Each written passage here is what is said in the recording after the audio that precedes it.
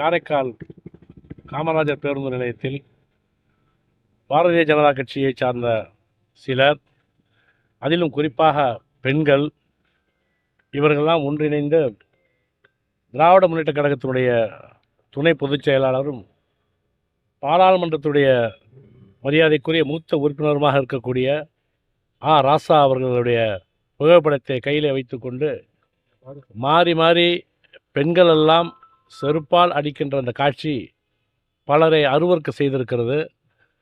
என்ன இப்படியெல்லாம் நடக்கின்றது காரைக்கால் என்று சொல்லக்கூடிய அளவிற்கு தரம் சார்ந்து இன்றைக்கு பாரதிய ஜனதா கட்சி அவருடைய நிர்வாகிகளும் குறிப்பாக பெண்களை அதில் ஈடுபடுத்துவது என்பது மன்னிக்க முடியாத குற்றம். அவர்களும் ஈடுபடுத்தி அவர்களும் ஒரு குற்றவாளியாக ஆக்கக்கூடிய சூழலை உருவாக்கி இருக்கிறார்கள் என்பதுதான் இங்கே குறிப்பிட விரும்புகிறேன். எனவே இது போன்ற காரியங்கள் காரைக்கால் மாவட்டத்திலே நடக்கக்கூடாது என்பதுதான் நாங்கள் இன்றைக்கு சொல்ல வரக்கூடிய செய்தி.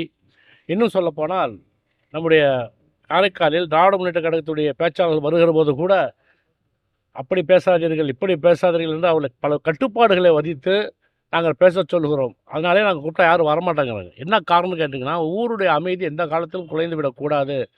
திராவிட முன்னேற்ற கழகத்துக்கு காரைக்கால் இருக்கக்கூடிய மரியாதை எதுவும் குறைந்து விடக்கூடாது. யாராவது ஏதாவது பேசிட்டு போயிடுவோம், என்னுடைய தலைவருக்கோ இந்த கட்சிக்கோ எந்த அவப்பேர் வந்துவிடக்கூடாது என்பதை நாங்கள் கவனமாக இருக்கின்றோம். நானாக இருந்தாலும், சட்டமன்ற உறுப்பினர் தம்பி தியாகராஜனாக இருந்தாலும், நம்முடைய காரைக்கால் வடக்கு தொகுதிய ஒருங்கிணைப்பாளர் தம்பி பிரபுவாக இருந்தாலும், கழகத்துடைய அனைத்து நிர்வாகிகளாக இருந்தாலும் அப்படித்தான் இருக்கிறோம்.